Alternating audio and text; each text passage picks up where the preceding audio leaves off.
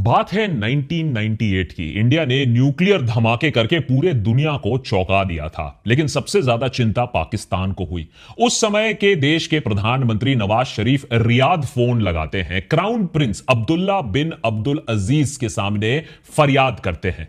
क्या Saudi Arabia Pakistan का साथ देगा अगर पाकिस्तान ने भी जवाबी न्यूक्लियर धमाके किए? क्योंकि उसके बाद आने वाले सैंक्शंस देश की आर्थिक कमर तोड़ देगा, यह बात तो तय थी। पाकिस्तान और सऊदी अरेबिया के रिश्ते कितने गहरे हैं, आप इस बात से अंदाजा लगा लो कि पाकिस्तान के एटॉमिक टेस्ट के बाद सऊदी अरेबिया ने पाकिस्तान को 50,000 बैरल तेल प्रतिदिन भेजे, वो भी free of charge. Pakistan sanction से बच पाया इसी तेल के वजह से। इस हफ्ते उसी नवाज शरीफ के छोटे भाई और पाकिस्तान के मौजूदा प्रधानमंत्री शहबाज शरीफ रियाद पहुंचते हैं। नई दिल्ली के साथ घमासान के कुछ ही महीने बाद अपने पुराने दोस्त के साथ एक ऐतिहासिक समझौता पर हस्ताक्षर करते हैं। पाकिस्तान और सऊदी अरेबिया के बीच स्ट्रेटेजिक म्यूचुअल डिफेंस अग्रीमेंट अब दोनों देशों के बीच में एक फॉर्मल मिलिट्री अलायंस कायम कर चुका है, जिसके बाद एक मुल्क पर हमला दोनों देशों पर वार माना जाएगा। वैसे तो बाकी दुनिया इसे इजरायली अटैक से सऊदीज को बचाने के लेंस से देख रही है, पाकिस्तान के न्यूक्लियर अम्ब्रेला का एक्सटेंशन माना जा रहा है। लेकिन अगर सोचिए, अगर दोहा के बीच में इजराइल हमला कर सकता है और अमेरिका का इतना अच्छा दोस्त होने के बावजूद अमेरिका कतर पर यह हमला होने देता है, तो भाई पूरे बाकी जो गल्फ के देश हैं वो अपनी अपनी सुरक्षा के लिए कुछ काम तो करेंगे। लेकिन भारत के लिए यह स्ट्रेटेजिक म्यूचुअल डिफेंस अग्रीमेंट एक नई सरदर्दी बनकर आई है। न्यू दिल्ली के लिए अब यह सवाल अहम होता है कि कल मानिए एक बार फिर समय आता है जब भारत और पाकिस्तान जंग के मैदान में आमने सामने खड़े हो जाते हैं, क्रिकेट के पिच पर नहीं, असली मैदान में, तो क्या उसका साथ सऊदी अरेबिया फिर से देगा? और अगर सऊदी अरेबिया पाकिस्तान का साथ देगा तो इस स्थिति में उन 25 लाख भारतीयों का क्या होगा जो सऊदी अरेबिया में आज के डेट में काम करते हैं? इससे पहले कि हम इस सवाल का जवाब ढूंढे, इस पर फोकस करें, आपको जल्दी से यह भी बता दूं कि यह डील हमारे लिए इस हफ्ते मिडिल ईस्ट से इकलौती बुरी खबर नहीं है। अब यह भी खबर आ रही है कि अमेरिका ने भारत के लिए ईरान के चाहबार पोर्ट पर जो सैंक्शन एग्जेम्पशन था, सालों से जो एग्जेम्पशन चला आ रहा था, उसे अब खत्म कर दिया है। अभी तक अमेरिका ने भारत को इस पोर्ट पर सैंक्शन से राहत देके रखी थी, लेकिन अब की बार ट्रंप सरकार ने मोदी को दोस्त बुलाते हुए उसी के पीठ पर फिर से खंजर भोग दिया है।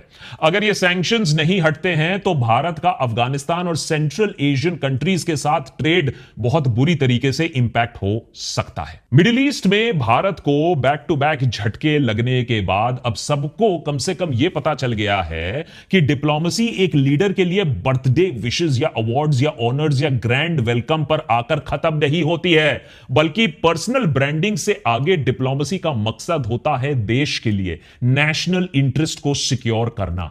अनफॉर्चुनेटली भारत की डिप्लोमेसी और फॉरेन पॉलिसी अब सिर्फ और सिर्फ एक इंसान की पर्सनल पीआर मशीनरी बनकर रह गई है, जिसका खामियाजा अब पूरे देश को भुगतना पड़ रहा है। सोचो, जिस दिन व्हाट्सएप अंकल्स बुर्ज खलीफा पर हैप्पी बर्थडे मोदी जी वाले वीडियोस फॉरवर्ड कर रहे थे, उसी दिन पड़ोस वाले देश में पाकिस्तानी लीडरशिप अपने एंटी इंडिया अलायंस को और मजबूत करता दिख रही थी। वो आज by the way laser eyes भी आसपास नहीं दिखते हैं। पहले यूएस से बात नहीं बना पाए, फिर मिडिल ईस्ट से रिजेक्शन मिलने लगा, चाइना एससीओ में भी वो नहीं दिखे, और अब पाकिस्तान को आइसोलेट करने में बिल्कुल नाकाम रहे हैं हमारे जयशंकर जी। लेकिन माइक्रोफोन दे दो, इंस्टाग्राम के लिए बाइट बिल्कुल तैयार मिलेगी आपको।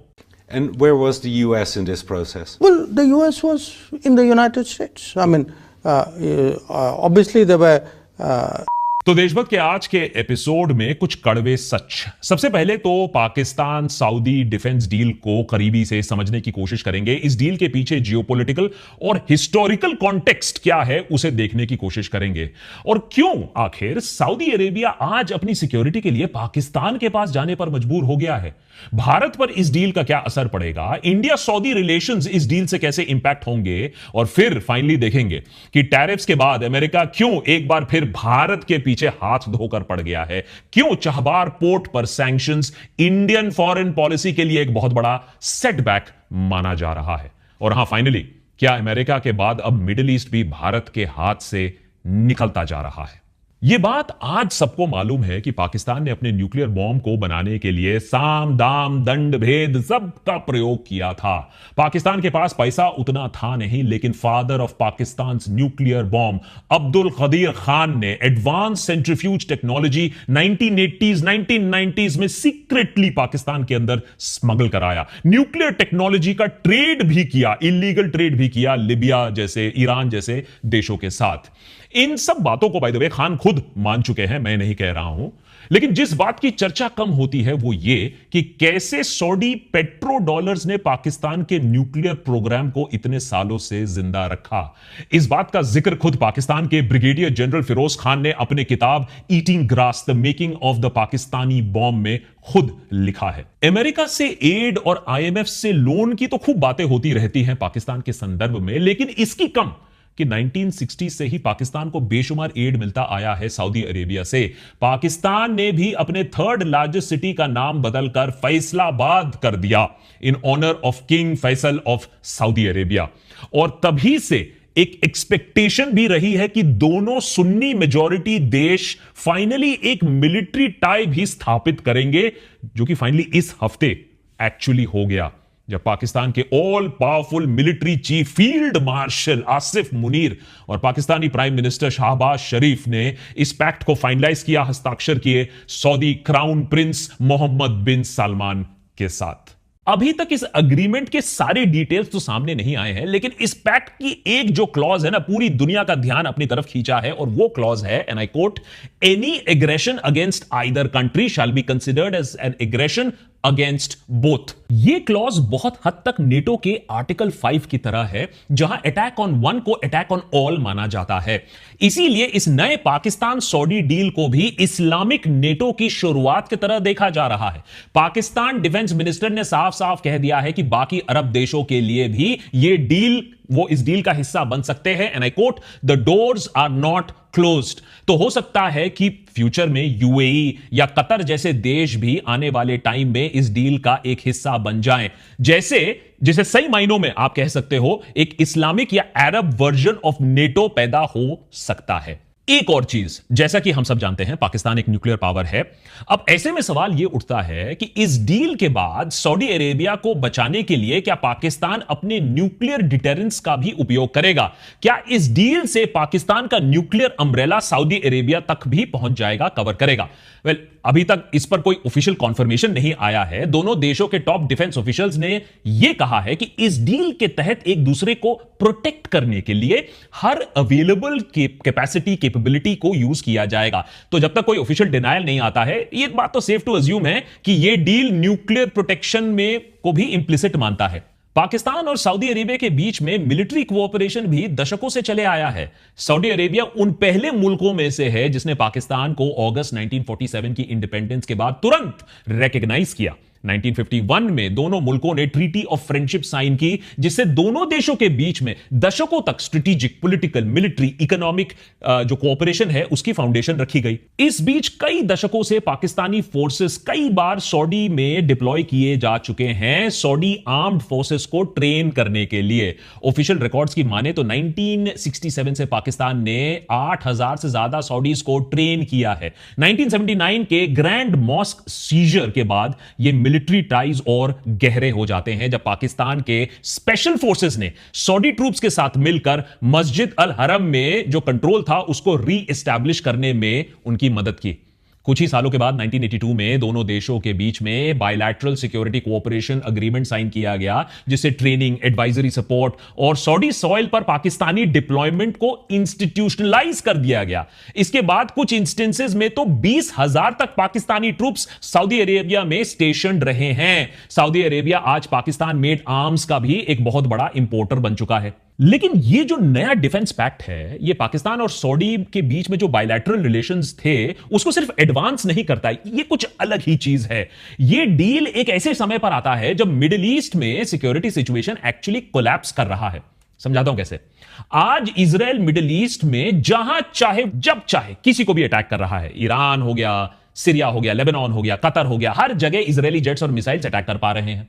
अब इन देशों की अपनी जो सॉवरेनिटी है, टेरिटोरियल इंटेग्रिटी है, सब कुछ इग्नोर करके बस इजराइल एक बुली की तरह बिहेव कर रहा है। वहीं अमेरिका जो सालों से नहीं दशकों से मिडिल ईस्ट में नेट सिक्योरिटी प्रोवाइडर माने पीस मेकर बनकर खड़ा था, आज वो अमेरिका इजराइल को इन इलीगल अटैक्स को करने दे रहा है, या तो इग्नोर कर रहा है या तो उन्हें चुपचाप सपोर्ट भी कर रहा है। यूएस का ये जो ब्लाइंड सपोर्ट टू इजराइल है, अब इसके पीछे भी बहुत कॉम्प्लिकेटेड रीजंस है, इसके बारे में हमने आपको एक अलग एपिसोड बना के ये बात समझाई है, टाइम मिले तो देख लीजिएगा।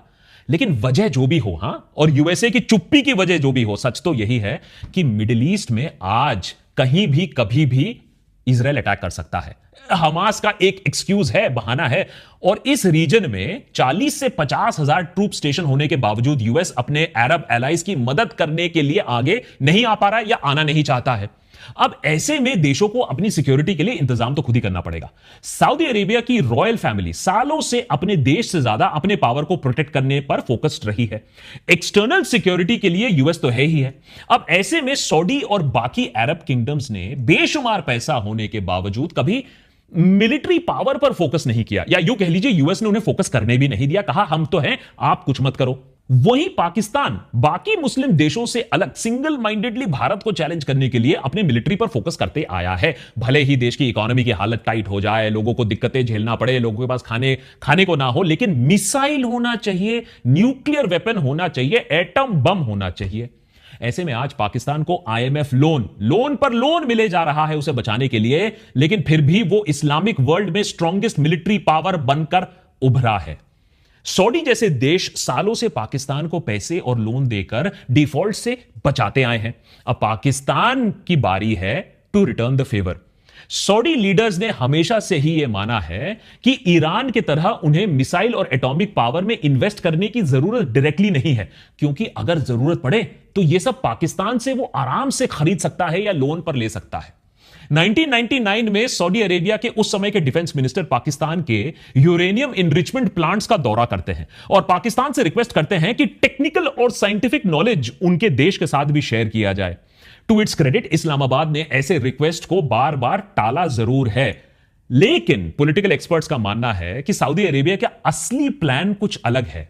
यह जो इकोनॉमिक सपोर्ट जो पाकिस्तान को दिया जा रहा है, यह इस बात को गारंटी करता है कि जिस दिन जरूरत पड़ेगी वो पाकिस्तान के न्यूक्लियर बॉम्ब को भाड़े पर ले सकते हैं।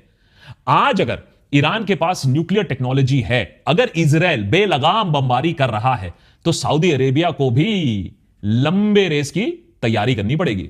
सऊदी अरेबिया तो अपनी लॉन्ग टर्म तैयारी कर रहा है, अब समझते हैं कि हमें भी क्यों तैयारी करने की दरकार है।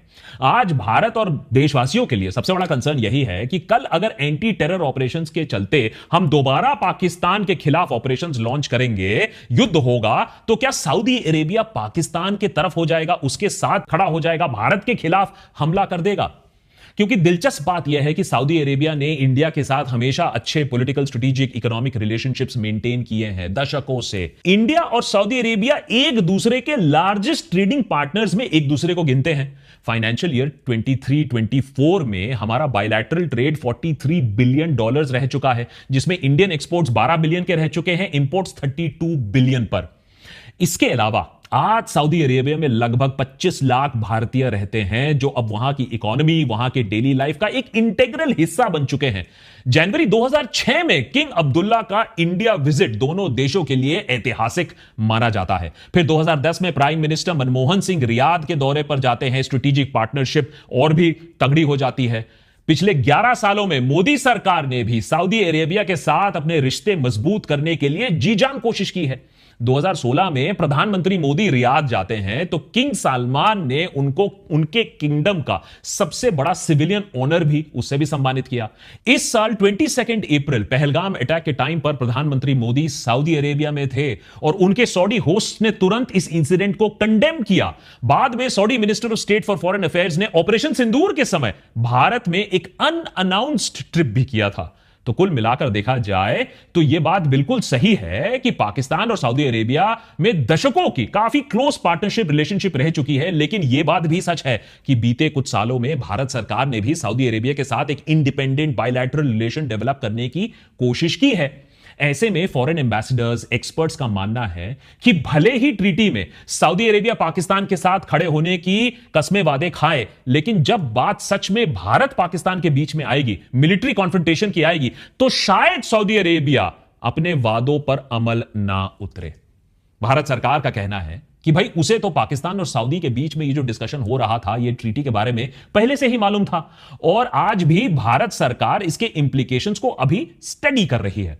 लेकिन जब तक हमारी फॉरेन मिनिस्ट्री अपनी पढ़ाई पूरी करती है तो हमने सोचा कि हम भी उनको उनका थोड़ा रिपोर्ट कार्ड अभी तक का बता देते हैं। आज ऑपरेशन सिंदूर के 4 महीने बाद भी एक भी बड़ा देश सामने नहीं आया है यह कहने के लिए कि हम पाकिस्तान के खिलाफ और भारत के साथ खड़े हुए हैं। टेरर को सबने कंडेम किया लेकिन पाकिस्तान की कड़ी निंदा किसी ने नहीं की। उधर पाकिस्तान को पहले ही तुर्की, अजरबैजान जैसे देशों ने अपना अनइक्विवोकल समर्थन दिया और साथ ही में अब यूएस और फाइनली सऊदी अरेबिया जैसे देश उसके और नजदीक आ रहे हैं। ऐसे में जिस पाकिस्तान को दुनिया में नेम और शेम करके टेरर के मुद्दे पर आइसोलेट करना था, आज वही उल्टा इंटरनेशनल कम्युनिटी में ज्यादा इंटीग्रेट हो गया है।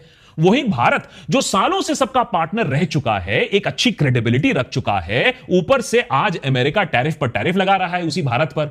हमारे पोर्ट्स पर सैंक्शंस लगाए जा रहे हैं। हमें बेमन अपने सबसे बड़े दुश्मन चाइना के साथ हाथ मिलाना पड़ रहा है।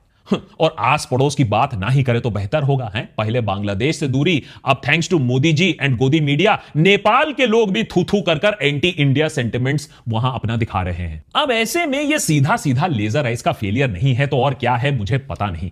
क्योंकि पूरी की पूरी डिप्लोमेसी में जब आपका एम ही हो कि सिग्मा रील्स बनाना है, मोदी जी की पर्सनल ब्रांडिंग और पीआर करनी है, वहां नेशनल इंटरेस्ट के लिए, देश के लिए जगह कहां बचती है भाई। आज दुनिया को भी पता चल चुका है कि भारत को कोई रियल कंसेशन देने की जरूरत नहीं है। बस मोदी जी को अवार्ड दे दो, जयशंकर साहब को रील्स बनाने को दे दो, ग्रैंड वेलकम कर दो, फोटो ऑप करा दो, हाउडी मोदी टाइप एक इवेंट ऑर्गेनाइज कर दो, प्रवासी भारतीयों को थोड़ा एड्रेस कर दो, भारत खुश हो जाएगा। ऐसे में एक जो रियल पार्टनरशिप होता है, रियल इंफ्लुएंस जो दिखाना होता है, उसकी जरूरत ही नहीं है। इसी लॉलीपॉप डिप्लोमेसी में सबसे बड़ा एग्जांपल अगर मैं आपको दूं तो इसी हफ्ते वो बात भी सामने आ गई, जहां प्रधानमंत्री मोदी को बर्थडे विश करके यूएस प्रेसिडेंट ट्रंप फिर से एक बार गोदी मीडिया के फौफा बन जाते हैं। सारे लोग अब टैरिफ्स में रिडक्शन की बात करने लगते हैं, कहते हैं अब तो ट्रेड डील हो ही गया। वहीं उसी समय पीछे से अमेरिका ने इंडिया के सबसे इंपॉर्टेंट फॉरेन पोर्ट पर सैंक्शंस अनाउंस कर दिए। इस हफ्ते यूनाइटेड स्टेट्स ने यह ऐलान कर दिया कि 29 सितंबर को ईरान के चाहबार पोर्ट्स के लिए सैंक्शंस वेवर अब रिवोक कर दिए जाएंगे। इससे भारत को मिली 7 साल पुरानी एग्जेम्पशन को खत्म कर देने की बात हो रही है। अब इंडिया के लिए अफगानिस्तान, सेंट्रल एशिया तक पहुंचने के लिए एक क्रिटिकल रास्ता ब्लॉक हो जाएगा। 2018 का वेवर इंडिया के लिए चाबार पोर्ट को ऑपरेट करने का एक लीगल शील्ड था। इसी लीगल कवर के भरोसे नई दिल्ली ने एक लॉन्ग टर्म लीज अग्रीमेंट भी पिछले ही साल साइन किया था, जिससे भारत सरकार की इंडिया पोर्ट्स ग्लोबल लिमिटेड या आईपीजीएल को 10 साल के लिए इस पोर्ट को ऑपरेट करने के लिए एक परमिशन मिला, अधिकार मिला। पाकिस्तान से ट्रेड वैसे में ही ठप है। ऐसे में चाबार पोर्ट हमारे लिए अफगानिस्तान, सेंट्रल एशिया के देशों तक पहुंचने के लिए एक की रूट था। इसके ऊपर चाबार हमारे international north south transport corridor का भी एक अहम हिस्सा था। पाकिस्तान और चाइना के जॉइंट वेंचर ग्वादार पोर्ट का एक रीजनल काउंटर वेट भी यही था। तो यूएस का एक झटका भारत की फॉरेन पॉलिसी मल्टीपल लेवल्स पर कैसे तहस नहस कर सकती है, यह हमने इस हफ्ते देखा। वैसे तो यह सीधा सीधा यूएस का भारत पर प्रेशर बिल्डिंग टैक्टिक है, यह बात मैं मानता हूं, क्योंकि भाई ट्रेड डील फिर से शुरू होने वाले हैं, निगोशिएशंस फिर से शुरू होने वाले हैं। ऐसे में इंडिया से मैक्सिमम कंसेशंस कैसे लिए जाएं, चलो हम यहां भी सैंक्शंस लगाने की बात कर देते हैं, वेवर हटाने की बात कर देते हैं। लेकिन coming back to the main point, USA ऐसी धमकियां हमें दे क्यों पा रहा है, इस बात को समझने की जरूरत है, इंटरनलाइज करने की जरूरत है, डिनायल मोड में नहीं रहना है। यूएस इतनी कन्वीनियंटली ऐसा इसलिए कर पा रहा है क्योंकि उसे पता है कि भारत के पास और कोई ऑप्शन नहीं है। एक तरफ हमारे पास चाइना है, $100 बिलियन का तो ट्रेड डेफिसिट हो चुका है, वो देश जो हमें खा जाएगा, हमारे देश के कुछ हिस्सों को, टुकड़ों को खाकर बैठा हुआ है। दूसरी तरफ हमारे पास यूएसए है। अब या तो हम अपने मार्केट्स खोलें उनके लिए, या तो फिर वो और सैंक्शन लगाए। चाइना के तरह हमारे पास वो पावर, वो शक्ति, वो मैन्युफैक्चरिंग नहीं है कि हम भी यूएसए के ऊपर उल्टा टैरिफ अनाउंस कर दे। तो ट्रंप मोदी को अच्छी अच्छी बातें सुना रहा है, अपना दोस्त बोल रहा है, पीछे से छुरा भी भोंक रहा है, और तब तक भोंकता रहेगा जब तक भारत उसकी बात ना मानेगा। लेकिन इसके बीच में पूरा जो मिडिल ईस्ट, वो हमारे हाथ से कैसे फिसल रहा है, और पाकिस्तान के टेरर टैप के बावजूद वो कैसे आज पाकिस्तान एक जियोपॉलिटिकल स्वीट स्पॉट पे बैठा हुआ है, यह हमें अब दिखने को लगा है। चाइना हो, ईरान हो, सऊदी अरेबिया हो, यूएसए हो, सबके साथ संबंध अच्छे बना के रखे हैं, सबके पास से मदद निकाल रहे हैं। और यहां जयशंकर जी के लेजर आइज पाकिस्तान के इस डिप्लोमेसी को रोकने में असफल रहे हैं। क्या अब भी हम कोई ठोस कदम ले पाएंगे? क्या अब भी हम पाकिस्तान के खेल को एक्सपोज कर पाएंगे, या फिर चलिए रील्स पर रील्स बनती रहेंगी? नहीं तो